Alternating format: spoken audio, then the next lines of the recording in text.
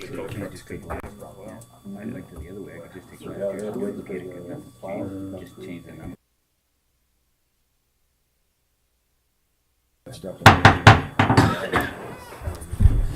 Okay, it's 5:30. We'll call our meeting to order of the City Council for Monday, March 18th. Carl. Councilmember Remley. Here. Ronayne. Here. Lunsman. Here. Slate Hansen. Johnson. Here. Lunsness. Here. Olson. Rux. Here. Mayor Leeson. Here. Pledge of allegiance. I pledge allegiance to the flag of the United States of America and to the republic for which it stands, one nation, under God, indivisible, with liberty and justice for all. And we need a motion for last week's minutes, please. So moved.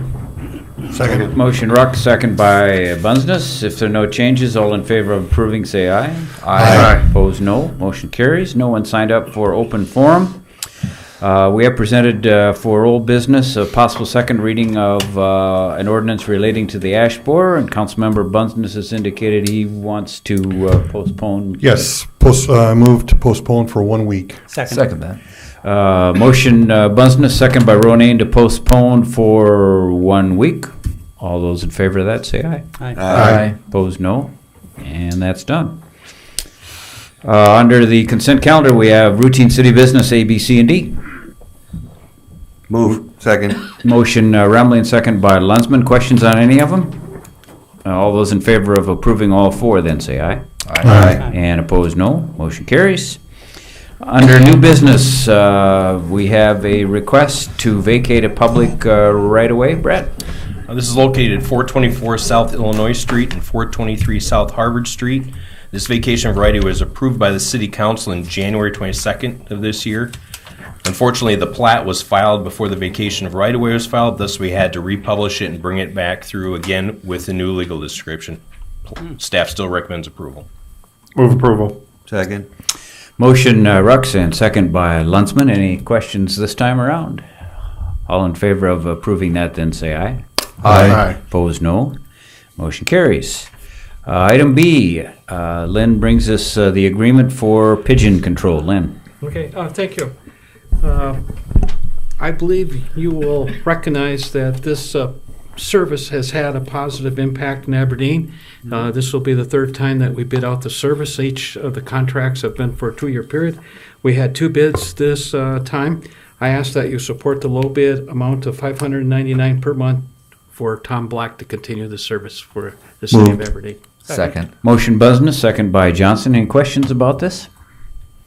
All those in favor then of approving Tom Black at the amount of $599 a month, say aye. Aye. Opposed, no. Motion carries.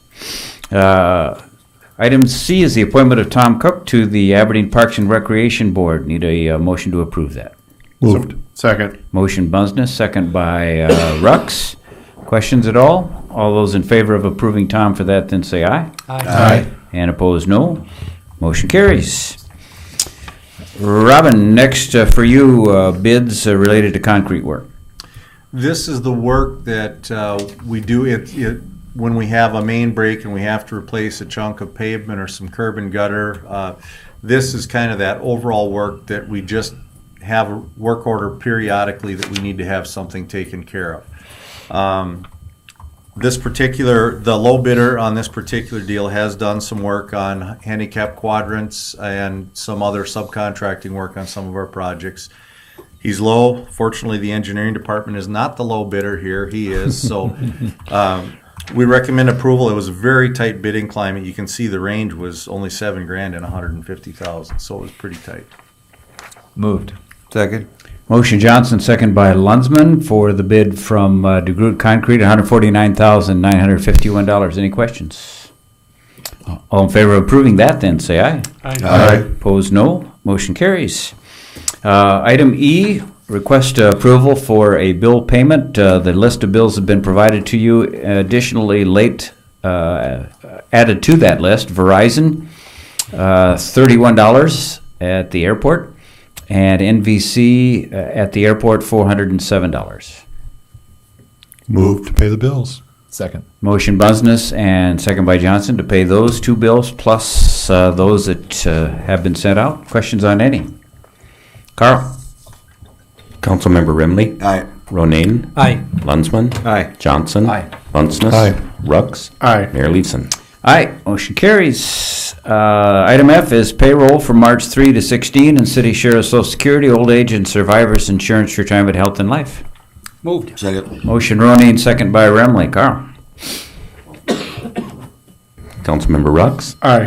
Bunceness. Aye. Johnson. Lunsman. Aye. Ronayne. Aye. Remley. Aye. Mayor Leeson. Aye, motion carries. Lynn, you have some things for us. Yes, this evening, Robin has 2 progress reports he would like to make updates on.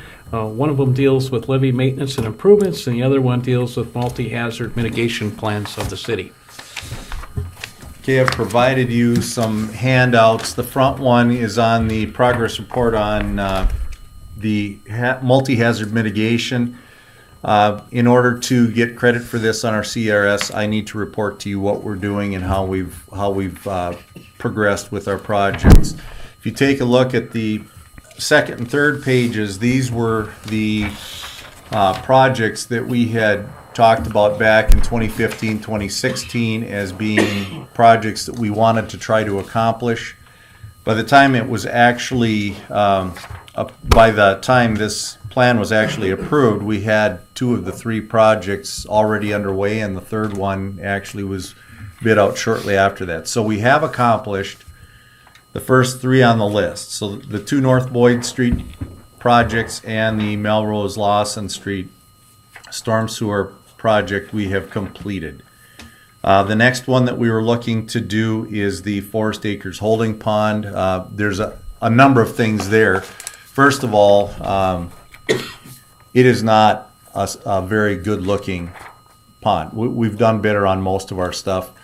And this one we can make look so much better. First of all, it's an aesthetic thing, but secondly, functionally, it doesn't work very well just because of the depth, especially adjacent to the street. So what I'd like to do is add to the area and shallow it up a bit, and then it'll be something that's maintainable and much more attractive than what it currently is. So that's the next one we're working on. We've made good progress on these projects. You've given us a great deal of money over the years to accomplish these projects, and we keep pecking away one at a time to try to make them work. The reason why they're on this list, though, is so that they're eligible for federal funding if we want to try to do some federal funding in the future. So does this fall in a priority list here, or is this just a list? It's a list. Okay. The first 4 were probably in order of priority, and then the rest of them I think would be dependent on, first of all, funding and feasibility. If we have land purchases, things like that to accomplish, they become more difficult. That's the extent of that report. If you have any questions, certainly let me know. The next one is updates on the levy. And I think because of the time of year we're in, this is probably a very timely thing to talk about. On the levy itself, we have done a number of things in the last year since the last time I reported to you. Continue to do removal of trees, continue to take care of gopher activity, and that is a substantial problem for us. That's huge. And we've got a contractor working on it twice a month right now, and it's still not enough. I don't know if we're going to have, we could just as well have somebody doing it full time for us right now during the main part of the year. We do have a need to revegetate certain portions of the levee, and I'd like to do that this spring. We have gotten a lot better about removing sediment from these drainage structures, and we did contact landowners about landscape encroachments that are currently on our property that do become concerns if access is needed during a flood event. We are going to be making some changes to the material where some of these pipes cross the levee from PVC to a ductile iron, and it's primarily because they're shallow, and if you do have to run heavy equipment over, we're not sure how well those materials are going to hold up. We also are going to be putting in some backflow prevention this year, on a couple pipes, just to give us some redundancy. Right now, there's some check valves at the lift stations, but we need to have a second form of, should there be a failure, we have to have a second form of backflow prevention. And then we do have some utilities on the edges of the levee, and we're meeting with the utilities to try to get those taken care of so they're not within the levee section or on the edge of that levee section. That is kind of the extent of the maintenance update and what we're trying to accomplish. We've been working with the Corps of Engineers on a few things. One of the issues we're going to run into this year is we're going to need to cross that levee with utilities, our own utilities, to get into the new Happy North subdivision. And there's a process there, and it's we're going to get through it. We had a conference call again this at noon today to try to make sure we have everything out there in a timely manner so that those utilities can get put up there when the Happy development is actually being, homes are being put in. So, Robin, you and I guess exchanged emails here earlier today. The way they're flooding down in Nebraska now, and when you read the reports of that, they're saying the reason it's flooded is it's flat. They had a lot of snow and the ground's frozen, and it rained 2 inches. We have the first three. If it had rained 2 or 3 inches here, would we have a similar problem? We would have had some of the same problems, yes. Anytime, this time of year where you have rain on top of snow, it's 100% runoff. There's nothing soaking into the ground, and that's, in a normal summer event, the soaking away of at least the first portion of that rain is going to help you. Secondly, the net effect, if you look at a residential or at a community in general, there's probably a 25% runoff. So the rest of it is being soaked up by the ground. It's being ponded up in areas, our holding ponds, things like that. It takes some of the effects of that rain away. So really, a 2-inch rain is, you're doing that based on a 25% coefficient of runoff. In this case, where it's 100% runoff, the net effect is much more substantial. That's 6-8 inch rain. We know what an 8-inch rain will do to us. And Lynn, pointed out today that we have done a lot of improvements to the system since 2007 when we had that large rain. But you can't protect everything. The other thing that happens on these is that we end up with a partial storm sewer system in this case. You've got inlets that are covered based on snows. We'll spend the entire week working on those, trying to get things open. The curb lines are 2, 3, 4, 5 feet away from where the edge of the snow is right now. So the water's forced out into the roadways more. And inevitably, there's going to be a number of frozen storm sewers at this time of year. And we've got 4 steamers. We go out and it's full on with all of our utility employees trying to open these things up this time of year. There's no way to prepare for that before you actually get the runoff events. So you have to have the water to be able to to thaw them open. So back to your point, Mike, would we have had problems? Yes. I think any community in this part of the country would have had troubles with rain on top of the snow.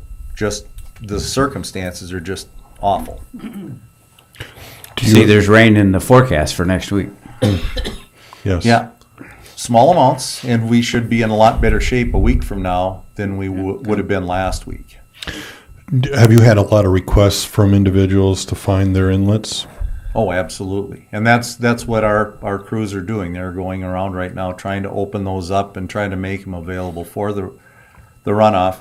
We're very fortunate in that there is very moderate temperatures. If our temperatures jump to 55, 60 right now versus the high 30s, it's an entirely different scenario. Or if your nighttime temperatures don't drop below freezing, to allow the system to kind of catch up. If if you don't drop below freezing at night and if you stay high temperatures, the runoff gets a lot quicker and it's a lot harder for us to deal with because nothing's soaking in yet. It'll be a week or 2 or 3 before we start really seeing anything soaking in. We should probably also remind people to dig out their sump hoses that are under 3 or 4 feet of snow. Yes. You know, that's going to melt before the water gets down through the ground to the basement, but you don't want to leave yourself with 1 day's notice. No, absolutely. And in my case, I probably have water in my hose, so that would be frozen if I tried to pump through it now. So my contingency plan is going to be I'm going to have a hose on hand so I can disconnect the one and put a new one on if I have to, because like you said, there's not enough time to really you'll burn a pump out if it's trying to pump to the outside with frozen hoses. Mm-hmm. Lynn, you have more? No, that would be it. Okay. We do have an executive session scheduled. Anything new otherwise from the council before we break for that? Let's do that then. I need a motion. Moved. Second. Motion Buzzes, second by Johnson to recess to executive session. All